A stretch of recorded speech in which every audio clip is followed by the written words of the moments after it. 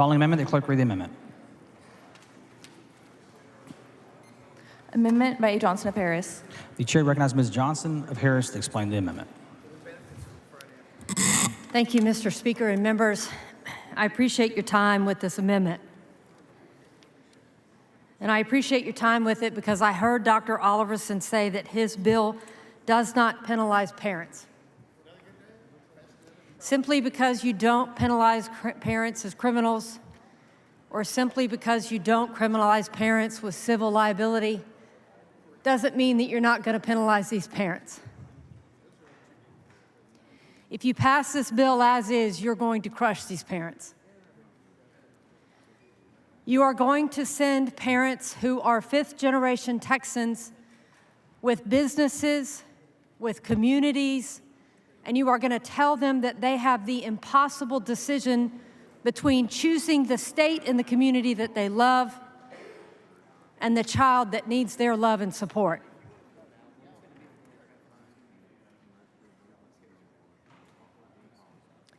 I have heard so many of you. You are Republican, I am a Democrat, but we can talk about our differences.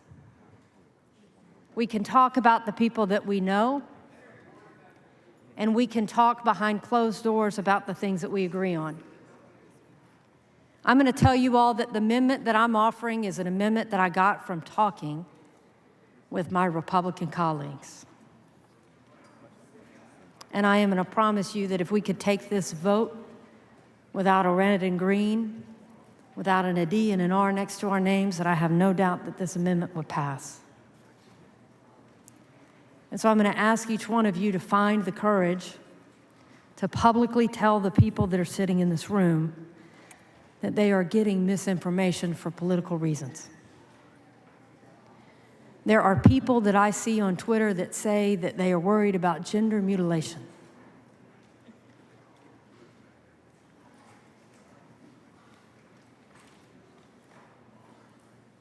We agree with you. We agree with abortion and say, fine, no surgeries under the age of 18 if that's what you agree with. I don't agree when you say mutilation. I think that's the wrong term. I think that's the wrong concept, and I think it is very purposeful to place in you fear. And I bet it places within you fear because you may not know anybody who has actually been through this experience. Some of you filled in this room may not know anyone who has actually transitioned. You may not know anyone who has struggled with identifying who they are and asking for medical help. So I'm going to let you know that the amendment that I'm offering does nothing to change the status of surgery. The amendment that I'm offering, and I would ask each of you, if you will, please honor me with reading it and making a decision about what it says. It says that this amendment only addresses the issue of prescription.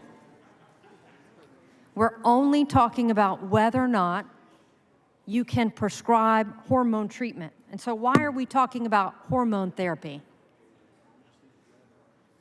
Because there are times when kids in puberty need hormone therapy. You heard Dr. Oliverson, when questioned by Representative Julie Johnson, that the bill does not ban hormone therapy for other kids. For example, take a mother who has a son who is projected to be 5'2". Think about the men here in this room. If your parents had known, hey, you've got a hormonal imbalance and you're projected to be 5'2", would you have wanted your parents to say, you know what? Life might be harder for my son if my son is 5'2", and I could help my son take medication that could get my son a little more growth. Might make life easier for my son if my son were taller and I could provide medical intervention at puberty, because that's the moment you can make the difference. Now imagine a mother who has a child who has severe gender dysphoria. a child that they did not expect, a child that they did not know had gender dysphoria, and a child that from the moment they were raising that child, they were treating that child with the gender that they were born with. They were dressing them in their clothes, and that was the gender of the child that they wanted. They never wanted to have a transgender child. But at some point, that child expressed who they were authentically to a point that it was damaging to that child not to be who they knew they were. That mother will not be able in puberty to prescribe the hormones that will keep that child from growing a beard. Here's the kicker. Same mother. Twins. That mother can address the hormone imbalance of height for that one twin and happily remain in this state with their family and friends and their business. But that mother cannot make the same decision for their other child. That family lives in my community.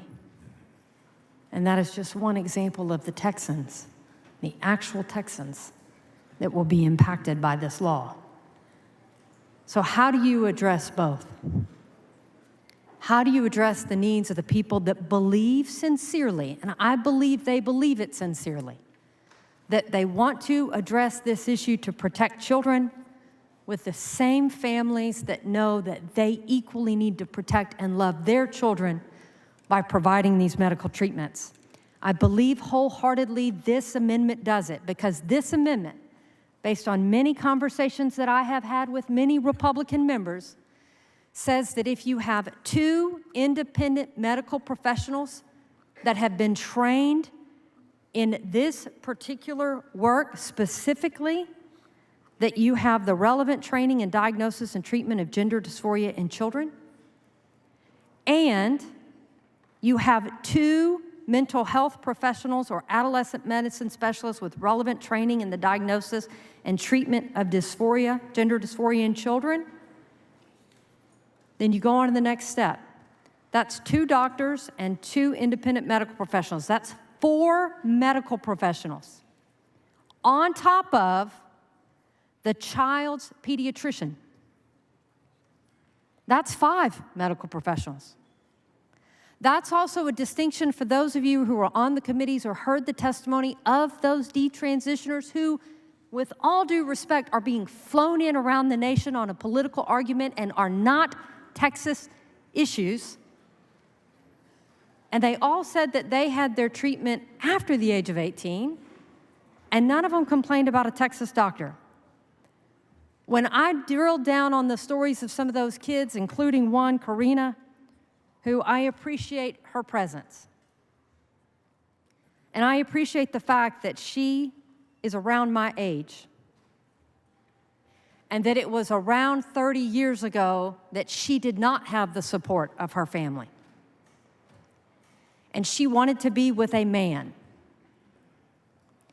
And she believed, they believed, that they needed to be a woman to be with a man. I want you to think about what was going on 30 years ago. 30 years ago, it wasn't okay to be gay. And it was the rhetoric around not being gay that made that person think that they could never have a life as a happy gay individual. And that the only way they could find love is to change their gender. How much of that is on us as society? Of having a conversation 30 years ago and politically around the issue of DOMA, Defense of Marriage Act, that gay marriage would somehow hurt traditional marriage. Y'all remember that?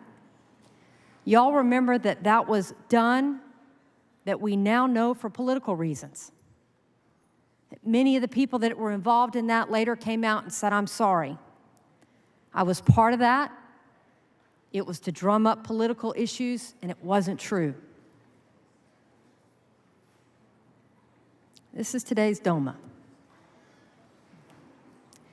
And I promise you at some point, you will not want to say that you did not tell your constituents here the truth. Mr. Speaker.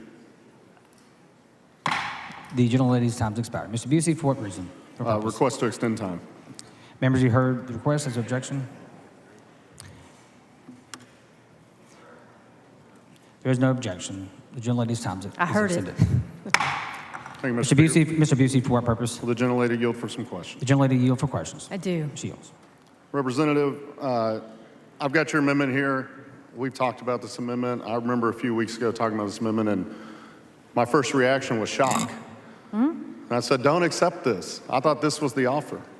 Yep. This is the most conservative approach I've ever seen in legislative language for medical practice. Are you aware of any other situation where it's required to have your doctor, then have 2 more doctors, then have 2 oversight doctors? No, and let me add the additional part. If the concern is that the medical professionals are not doing right and you're concerned that they would do something different, we're going to let the state control it.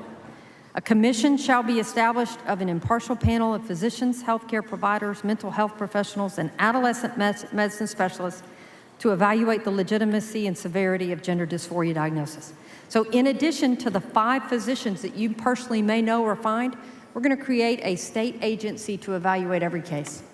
Tell me who here with any medical treatment would have to go find 5 doctors and get the government's approval before you could do it. So let me tell you why I'm offering this amendment. Please do. Because I've asked these families, I've asked these parents who are either facing fleeing this state or getting the medical care that is necessary for the life of their child, and they have said, we'll do it. And that's because they love Texas. It's because they love Texas and they love their child, and never before have we asked them to pick one or the other. With this bill, without this amendment, I'm afraid that would change. Let me ask you, if you have to go through this process, this is for kids with severe gender dysphoria, is that correct? That's a great point, Mr. Busey. Severe gender dysphoria. So gender dysphoria is a medical diagnosis that says that you are identifying and representing yourself in this position for 6 months. I have heard it said, and we heard it in the committee, this idea that there's a social movement, that kids are going on TikTok trans. They're just seeing other kids doing it and wanting to do it. And so this would say severe gender dysphoria. So it would make sure that this is not just some teenager who's oppositional and defiant and wants to be against their parents. But these are some of the families that we have heard about that have said, since my child woke up at 5 years old and cried because Santa Claus didn't bring them the gift that they desperately asked for, which is the right body. This would protect those families. And those families would have to go through 5 doctors and an oversight panel if your amendment gets on. Correct. And so What if your amendment gets doesn't get on? What happens to those families? These families won't be able to stay. They have to go leave this state of Texas. They either have to choose their child or choose the state. But passing this law without this amendment means they can't do both. They can't stay here. And I know those families are prepared to do it, but I'm going to ask, is there anything Texan about running out your citizens because you don't agree with them politically? The bill layout, it was mentioned that other areas of the world maybe are backing off on this, but they're still exploring, they're still looking at options. If we pass this bill without this amendment, can we continue to follow the science and see? Because we'd shut it down. No. There's no middle ground here. There's no middle ground. There's no room for medical professionals to do it. And I want to ask, and just think about it, how many people in here take testosterone? How many here ask for a little hormonal help? How many here took estrogen after menopause? You're talking about the same medications that many folks may take at their own decision with their doctor. This is really about health care for children. And I get Oliverson's concern when he says, I want to make sure this is right. I want to make sure it's not like opioids. We're literally creating a state agency to determine best practices and evolve with the medical community. The difference is if you don't accept this amendment, you're doing the thing he admitted, which is you didn't ban opioids and you didn't ban lobotomies. You're banning the existence of a population if you do it without this amendment. Well, Representative, while I think, as I said, this amendment shocked me because it's so conservative, but I appreciate that you have worked diligently to find any reasonable path and balance to make sure that kids with the most severe gender dysphoria, the most severe cases in our state, have a path. You know, as a Texan, you hear all the time people that are like, I got here as quick as I could. This bill is telling Texans that's no longer our attitude. I hope that we pass your amendment. Thank you, Representative. Thank you. Mr. Manuel, what purpose? Will the gentlelady yield for a few questions? Lady yield for questions. I will. She yields. Representative Johnson, you brought up a really good point earlier. You were saying how what happened during DOMA 30 years ago when we were talking about quote unquote a traditional family, how that had psychological effects on people who testified in the Public Health Committee. Is that what you were saying? Is that true? Yes, I won't attribute that specifically to that witness, but we talked about the shared events of being closeted or not being accepted 30 years ago and how rhetoric politically can be damaging to individuals. And hasn't that been shown to show that that has caused people to, like you were saying earlier, that they feel as though they have to be the opposite sex to be with someone that they would choose to want to be with? Yes, the witness described, and the witness has written an op-ed, and again, I'm grateful for that witness's participation, and I asked that individual witness if we had had something in place that would have required their parents to engage, their medical community to engage, their mental health professional community to engage, to help them walk through the processes of what is and is not acceptable and what life can look like, that would be beneficial. Their own witness said something like this amendment would be helpful. The reason I ask is because that is the same situation that happened to myself growing up on an Air Force base, only seeing heteronormative families, thinking the only possibility for me to be an openly out gay black man and not be called a faggot or different things of that sort, that I had to conform to that kind of a lifestyle because of the social constructs that people made me feel that I was less than. And so what you're basically saying, what someone has testified to, what they have written about, is that if we had not had these kind of roadblocks, there would have been a lot of people who were either transgender, who were gay, who were lesbian, who were non-binary, who would have led the life that they were meant to without any shame, rather than having people who said, I transitioned when I never should have. Yeah.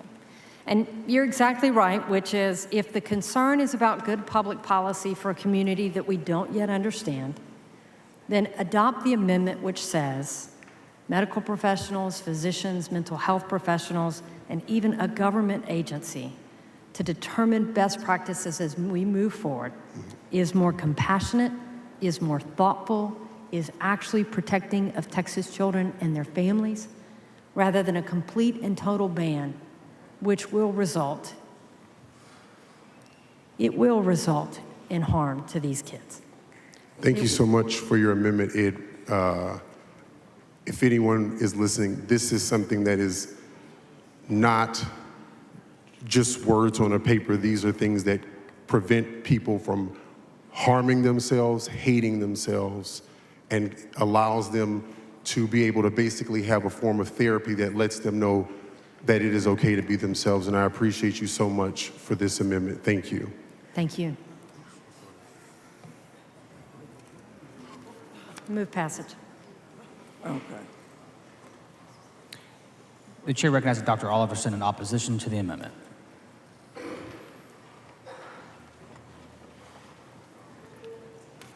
Thank you, Mr. Speaker, members. Respectfully, I'm going to oppose this amendment, and I appreciate Representative Johnson bringing this, and she and I have had many conversations about this, but fundamentally, one of the issues that we're dealing with here is that the medical community in America, these conditions are being diagnosed at an alarming and exponentially growing rate. And when I went back and tried to define severe gender dysphoria, unfortunately, that's very much in the eye of the beholder. So if you're standing with me and you believe that the practice of medicine here is not supported by the science and that it's time for us to stop this and allow science to catch up, then I would submit to you that the doctors that are performing these treatments are not a very good judge of a condition that really is very much not a DSM-4 or DSM-5 diagnosis code. So respectfully, I oppose the amendment. Mr. Manuel, for what purpose? Will the chairman answer some questions, just a few Sure. questions? Gentleman yields for questions. Dr. Alverson, isn't it true that at one point wasn't homosexuality considered a mental disorder? I don't know, Representative. Okay. If I was I to just tell know you, that gender dysphoria is. Okay, but currently as of- in the currently, right. psychiatric manual, that is how it is defined. So if I was to tell you that homosexuality was considered a mental disorder that didn't allow people to be in the military, to have jobs, who could be put in psychiatric hospitals, would you say that the science was correct? I can't comment about that, and because it's beyond the scope of this bill, Representative, but I can tell you that gender dysphoria is clearly defined in the scientific literature But just as currently. a mental disorder. Yes, But and has that's been under for the a long current time. science, correct? I just want to make sure, under current science. Yes, under the Okay. science. Yes, sir. Thank you. Mr. Moody, for what purpose? Mr. Speaker. Will the gentleman yield for questions? The gentleman yield for questions. Yes. The gentleman yields. Thank you. I want to clarify something because we know we've had a number of conversations about the measure as a whole, but specifically about language like is in front of us with this amendment. And you stated that there's been a rapidly increasing number of diagnoses that concerns you. Is that correct? I did, yes, and I would point out that additional diagnoses beyond that. There's a whole new phenomenon now that didn't exist when the Dutch studies were done called rapid onset gender dysphoria, where girls and adolescents going through puberty in groups present claiming that they're experiencing gender dysphoria. And I think there's investigations going on looking into this, and as I recall, in some places. And so I guess, and I know you and I have talked about this extensively, and I really tried very hard to work with you on this, but at the end of the day, the science is so inconsistent and of such low quality that I do not have confidence in these doctors' ability to accurately diagnose severe gender dysphoria. Well, and I think that's kind of the point I want to clarify about this amendment. Because that was a concern you raised as we worked on this Right. language. And you said, I don't trust that these physicians are going to make the right decisions. That's right. And so that's not what that's not where this amendment stops. I know. It then places over the top of it, which is nowhere else in any sort of medical care in Texas that I can tell, it places in the hands of a state agency the ability to look at that decision making and then either approve or disapprove of it. Isn't that what the amendment does? It does, yes. And ultimately the buck would stop here, not with the physician's diagnosis, not with, and in fact it's multiple, but not just there. It would have a number of different That's right. but speed bumps along the way, ending at the very last with a state agency that this body has 100% oversight of. Isn't that correct? But Representative, these therapies themselves have not gone through the appropriate scientific process in order to be considered a standard of care. So what you're saying is we want to have a pathway in severe cases which we're not really sure how to identify, but we're trusting that the agency will figure it out so that we can continue to use therapies of questionable value for which there's a growing list of risks and harms. And I just don't think that's in the best interest of kids. And I know that's really terrible science in terms of quality. And so that very much is the issue this body must consider with respect to this bill, is bringing a halt to these treatments.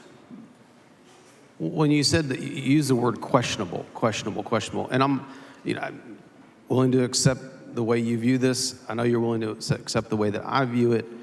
And so when you have those questions, isn't the best way to bring us to a conclusion about the questions we've got is to place some restrictions on top of it and start to understand and develop more information for us to be able to move forward? I mean, we do this a lot.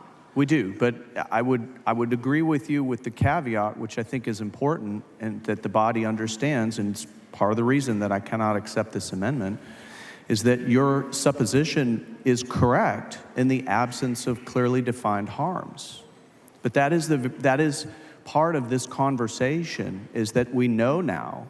You know, when we talked earlier about, this isn't the first time this issue has come before the legislature. It's not the first time this issue has come before any legislature, but there has been an evolution over time with respect to the gender medicine experts used to come and assert to us that everything they did was completely and totally reversible and there were no permanent effects.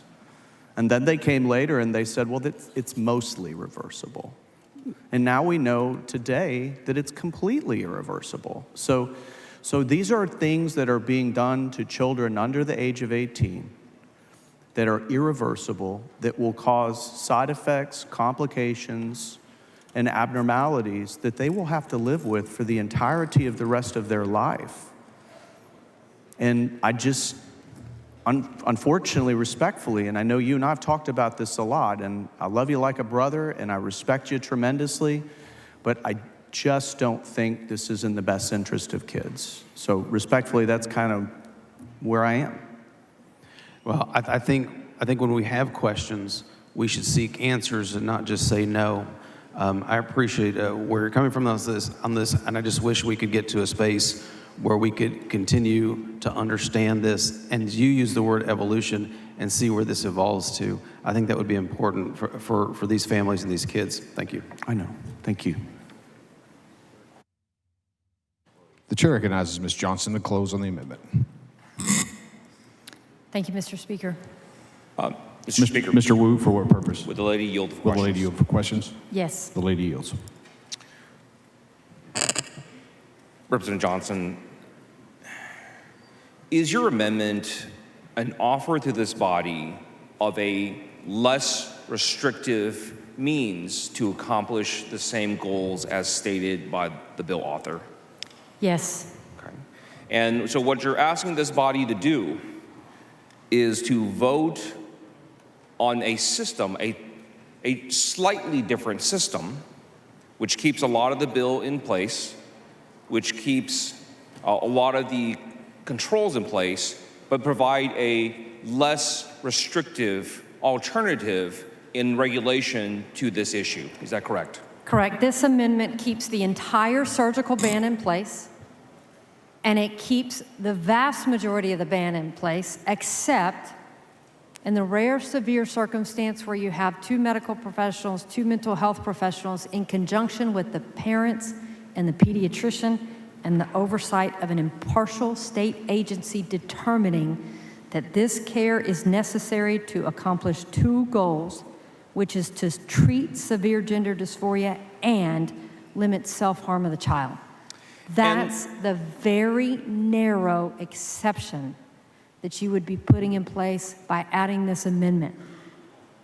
And this amendment would still address all of the issues that the bill sponsor has laid out, that the bill sponsor says is a very compelling interest, and still addresses those same interests that they say is compelling, correct?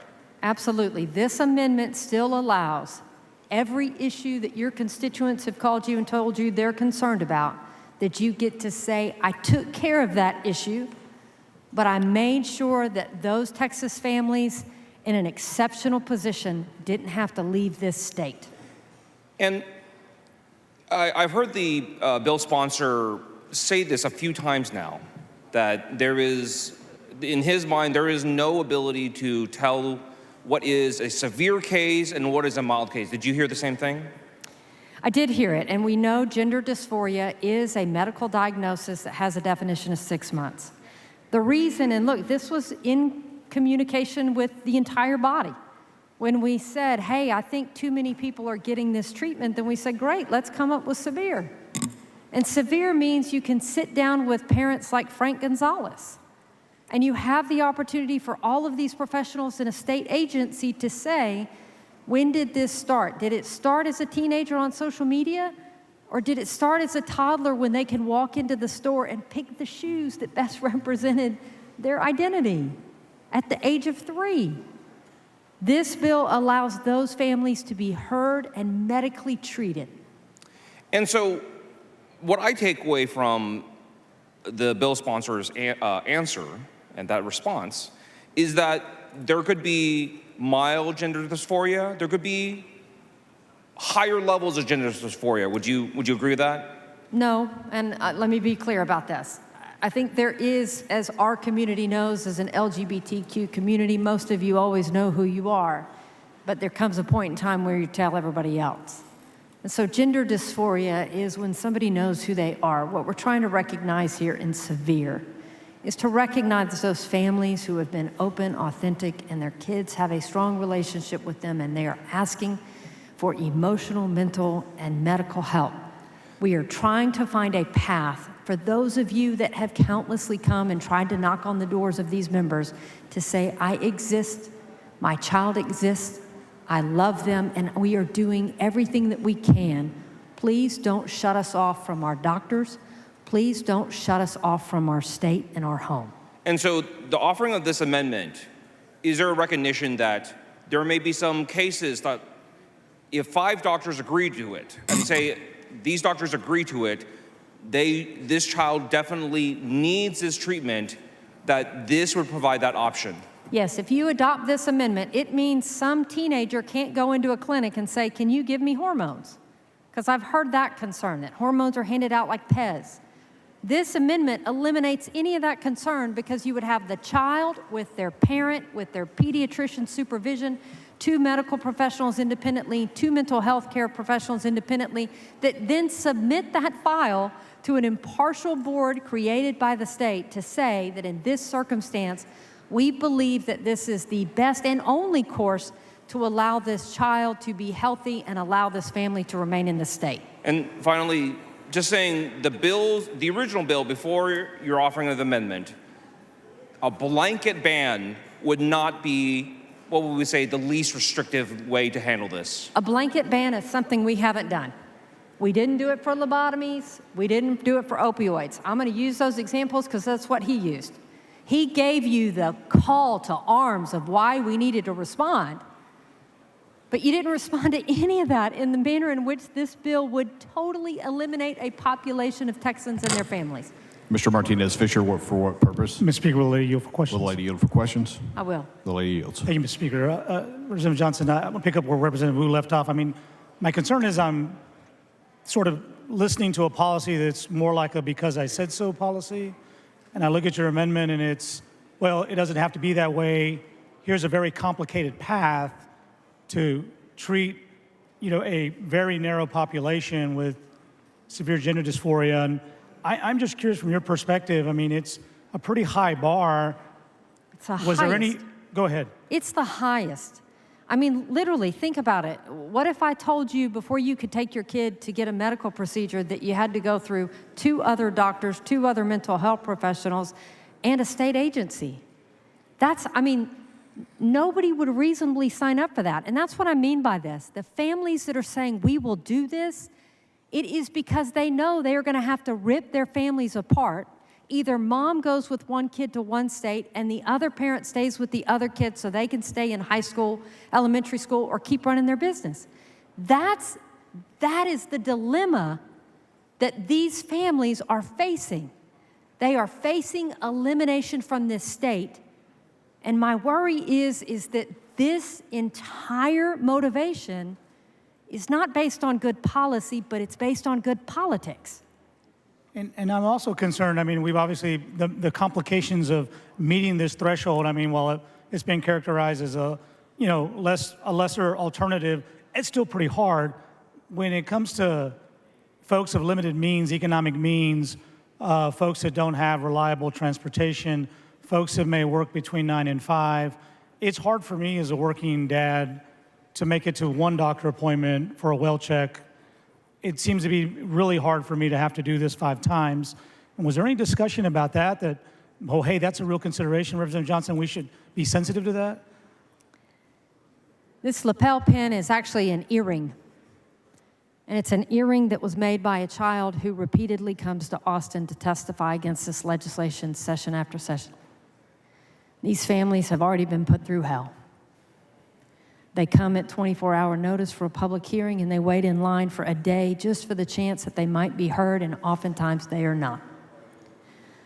They go everywhere to try to fight for the right for their kids to exist.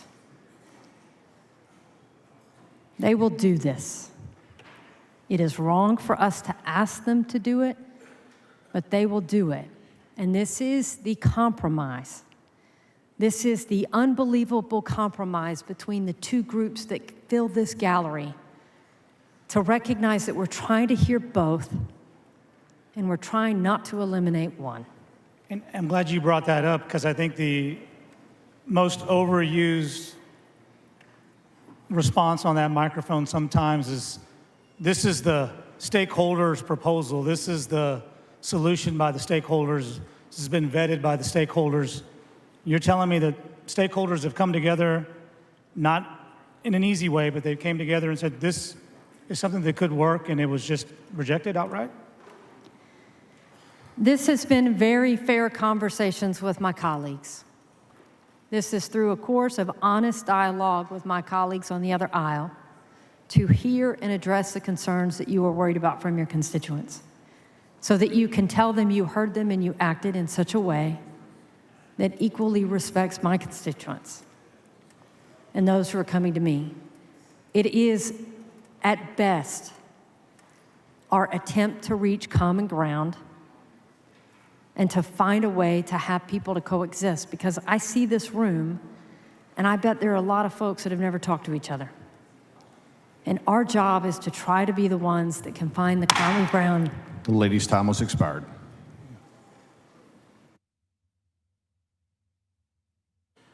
Ms. Johnson of Harrison's up an amendment. The amendment is not acceptable to the author. It's a record vote. The clerk will ring the bell. Show Dr. Oliverson voting nay. Show Ms. Click voting nay. Members, you will have time to vote from your desks. Have all voted? There being 58 ayes, 81 nays, the amendment fails to adopt. The following amendment, the clerk will read the amendment.